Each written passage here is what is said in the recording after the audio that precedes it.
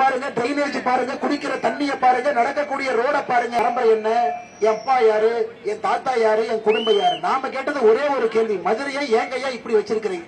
அவரு தாத்தா பாட்டன்ல இருந்து நமக்கு லெக்சர் எடுத்துட்டு இருக்கிறார்.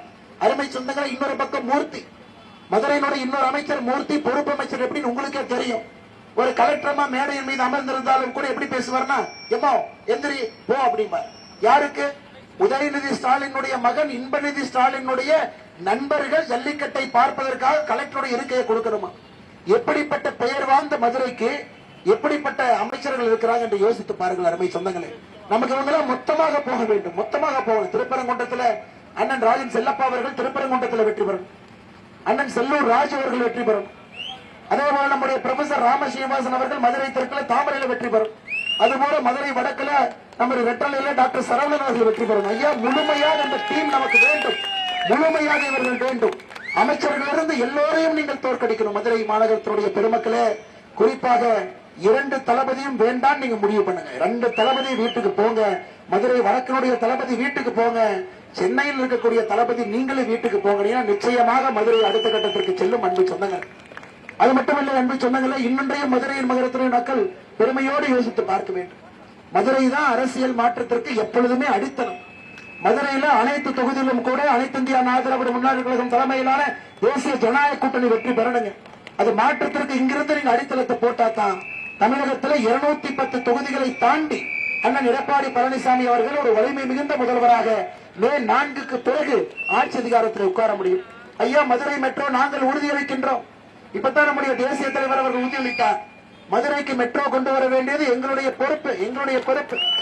இவங்க கையில ஓட்டப்பானையை கொடுத்த மாதிரி ஒரு மெட்ரோவுக்கு சரியான அறிக்கையை கூட தயார் செய்து டெல்லிக்கு அனுப்பி வைக்க முடியவில்லை. மதுரைக்கான மெட்ரோ நம்முடைய ஆட்சியில தமிழகத்தில் எடப்பாடி பழனிசாமி அண்ணன் முதலமைச்சராக, நம்முடைய அருமை சகோதரர் உங்களுடைய சட்டமன்ற உறுப்பினராக இருக்கும் பொழுது மெட்ரோ வந்து தீரும். அருமை சகோதரர், உலகம் தரம் வாய்ந்த மருத்துவமனை எய்ம்ஸ், இன்னைக்கு டெல்லியில் இருக்கக்கூடிய எய்ம்ஸ், டெல்லிக்கு வெளியே மிகச்சிறந்த எய்ம்ஸ் என்பது மதுரையில நாம் கட்டிக் கொண்டிருக்கக்கூடிய எய்ம்ஸ். 2021 கோடி ரூபாய் செலவு செய்து மதுரை மக்களுக்கு, தமிழக மக்களுக்கு உங்களுடைய மண்ணிலிருந்து அக்டோபர் நவம்பர் 2026 பயன்பாட்டுக்கு வர இருக்கிறது. ஐயா, எய்ம்ஸ் மருத்துவக் கல்லூரி 2022 இருந்து ராமநாதபுரம் மருத்துவக் கல்லூரி நடந்து கொண்டிருக்கிறது. இந்த ஆண்டிலிருந்து எய்ம்ஸ் மருத்துவக் கல்லூரியில பசங்க படிக்க ஆரம்பிச்சுட்டாங்க. இன்னைக்கு நம்ம எய்ம்ஸ் மருத்துவமனை திறப்பது மட்டும்தான் பாக்கி, தவறு நம்ம மீது இல்லை. கடந்த 5 ஆண்டு காலமாக திராவிட முன்னேற்ற கழகத்தினுடைய ஆட்சி எய்ம்ஸ் வேலையே நடக்கக்கூடாது என்று நத்தையை போல் வேலை செய்து கொண்டிருந்தார்கள். ஏன்? 2 பேருக்கு பெருமை வந்துருமா? டெல்லியிலிருந்து எய்ம்ஸ் கொடுத்த பாரத பிரதமர் மோடி அவர்கள், தமிழகத்திற்கு எய்ம்ஸ் வேண்டும் என்று கேட்டுப்பட்ட புரட்சி தலைவி அம்மா செல்வி ஜெயலலிதா அவர்கள், 2 பேருக்கும் பெயர் வந்துவிடக் கூடாது என்பதற்காக ஆமை வேகத்தில் இந்த எய்ம்ஸ் வேலையை செஞ்சுக்கிட்டு இருக்கிறாங்க. ஐயா, எய்ம்ஸ்ல ஒரு மரத்தை வெட்டுறதுக்கு, ஒரு மரத்தை வெட்டுவதற்கு 8 மாத காலம் பர்மிஷன் கொடுப்பதற்கு 8 மாத காலம் தேவைப்பட்டது. நிலத்தை எடுப்பதற்கு 2022 2024 வரை நிலத்தை எடுப்பதற்கான நேரம். எப்படிங்க எய்ம்ஸ் கொடுக்க முடியும்? எனக்கு புயல் வேகத்தில் எய்ம்ஸ் வேலை நடந்து கொண்டிருக்கிறது. டர்ன்கி ப்ராஜெக்டாக அக்டோபர் நவம்பர்ல மதுரை மக்களுடைய பயன்பாட்டிற்கு அதை கொண்டு வருவோம்.